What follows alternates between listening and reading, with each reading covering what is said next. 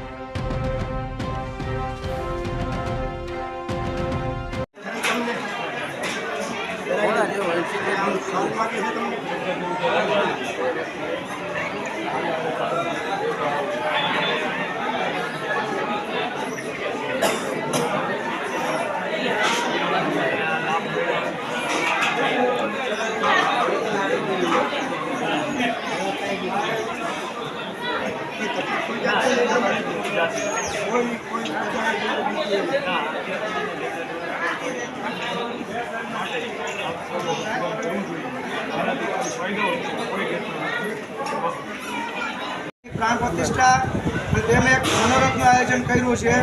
આ મકનસર સમાજનાથનું મનોરથનું આયોજન મહાકાલથી લગભગ પહેલી વખત હશે, કદાચને ખ્યાલ નથી। આજે મોટી સંખ્યામાં સમાજ ભેગો થવાનો છે અને અમારામાં એક મહા મનોરથ વૈષ્ણવ સંપ્રદાયનું હોય છે। બારાસીની પધરાણી હોય, સમાજના દાતાઓ આગેવાનો બધા ભેગા થઈ અને આ ઉત્સવ ઉજવી છે। નસીબ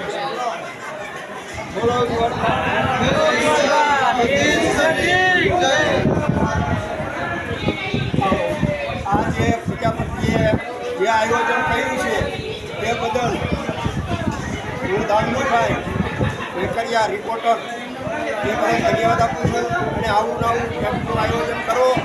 રિપોર્ટર દામજીભાઈ વેકરિયા।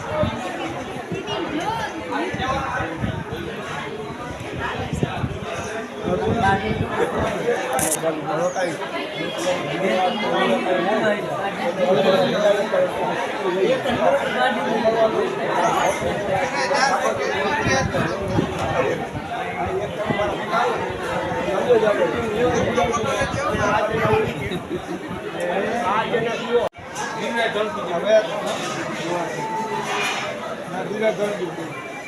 ભાઈ જે સેવા આપી ગયા છે એ બદલ તમારા ઈષ્ટદેવ અને જે હિન્દુ ધર્મને સનાતન ધર્મને તમે માની રહ્યા છો એ બદલ તમને ખૂબ ધન્યવાદ છે.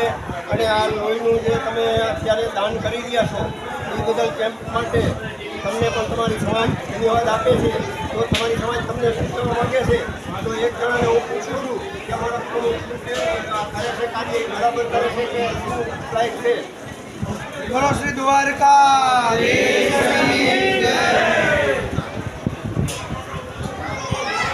અમારા મકણસર સમાજનું નવી વાડીનું ભવન બન્યું છે, તેમજ બાજુમાં મંદિર બન્યું છે ભગવાનનું, રાધે કૃષ્ણ અને બીજા ભગવાનનું. તેમજ અહીંયા બોલો સમાજ સમસ્ત નાથને આમંત્રણ છે દ્વારકાથી લઈને લંડન સુધી. સમાજ બધો આવી ગયો છે. હજી સાંજે પણ મોટો સમાજ અમારો ભેગો થશે બધો 5 વાગે.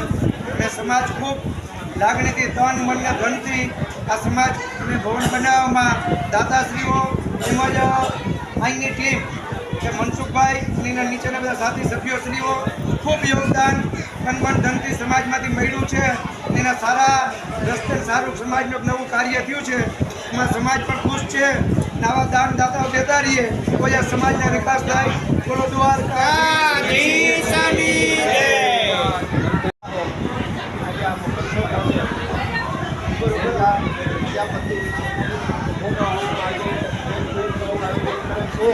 એ માટે આયોજન કરે છે. એ માટે તમે શું કહેવા માગો છો?